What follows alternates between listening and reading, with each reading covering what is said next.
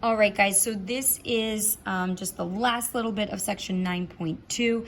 We just finished up with example 3, so I just want to go back in case it was a little rushed there for you. Keep in mind, though, it is a video, so you can pause, play back, whatever it is that you need.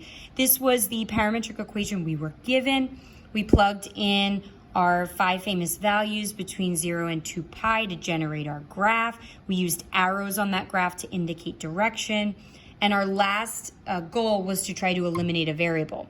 Well, if I'm eliminating a variable, I'm going to, most of the time, do sort of a substitution type situation, right? Solving systems by substitution.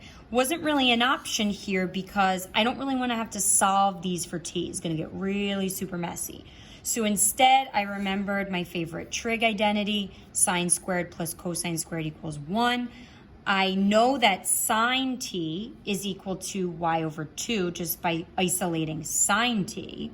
And cosine t is equal to x over 2 by isolating cosine t. So I replaced sine with y over 2 and squared it. I replaced cosine with x over 2, squared it. And then I just simplified my function here and I got x squared plus y squared equals 4, which makes a lot of sense when you think about the graph that we got. So let's try another one sort of similar to that. So I have this last example for you for today, example 4. So I have x equals 2 sine t, y equals 3 cosine t. But this one we're going to use our calculator to graph. I want to make sure that we know how to use a calculator when it comes to parametric.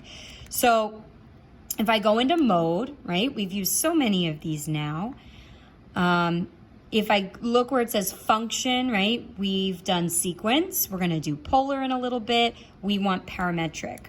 So that just allows me, if you go into your y equals, it allows me to type in something in terms of x, something in terms of y. So I'm going to type these in. So x is 2 sine t. Notice when you hit that variable button, the t pops up because you're in parametric mode. I just love when things make sense.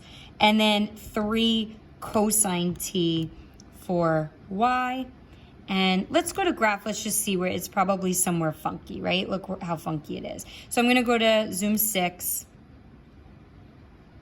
Now, it kind of does look like a circle, right? But that's because my graphing calculator is a rectangle. So just keep that in mind. If you want to get kind of a better view of that, I could kind of stretch out my window a little bit, but just notice in the x direction, it's going from -2 to 2. In the y direction, it's going from -3 to 3. I have what looks like an ellipse, which I would have guessed based on these functions, right? In the last example, I got a circle because they both had the 2 in front. This time I have a 2 and a 3, so I'm not going to get a circle, I'm going to get an ellipse. Again, if I think about eliminating a variable, so I'm just going to take my x equation and I'm going to solve for sine t is going to be x over 2. I'm going to take my y equation and I'm going to solve for cosine t is going to be y over 3. I'm going to place those in to my trusty trig identity. Instead of squaring sine t, I'm going to square x over 2. Instead of squaring cosine t, I'm going to square y over 3.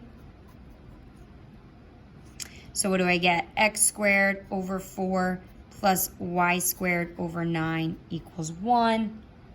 And that looks like the equation of an ellipse.